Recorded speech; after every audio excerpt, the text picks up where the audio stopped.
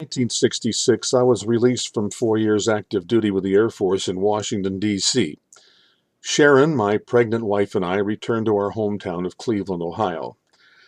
Kindly Dr. Loster, the OB/GYN who delivered Sharon, insisted on caring for her during her pregnancy. Good man that he was, he waived his normal fee to deliver our first child, a gratefully received break for a guy just out of the service. Because his office was deep into East Cleveland, just west of University Circle on Euclid Avenue, a prenatal exam scheduled for early July '66 turned out to be something of an adventure. What have come to be known as the Hough riots broke out just days before that visit to his office. As we threaded our way through the rubble-strewn streets and past National Guard jeeps sporting locked and loaded .30 caliber machine guns, we weren't sure we would get to that appointment. We did make it, got back out safely, and returned to the west side. Those riots were finally quelled, only to break out again in July of 1968, after what is now called the Glenville Shootout, in which civilians and police were killed.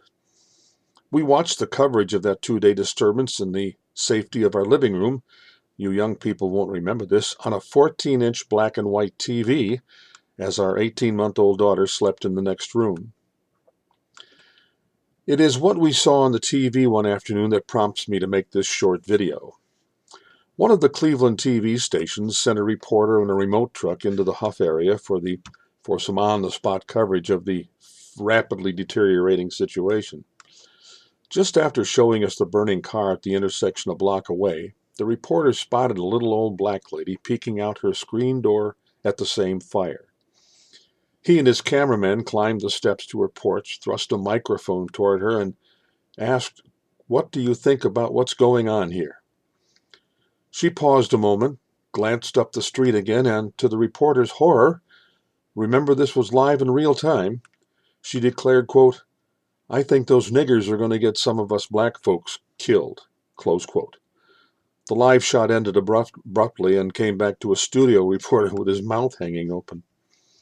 We have no way of knowing this, but it's possible that a Cleveland TV station has a kinescope recording of that interview in its archives.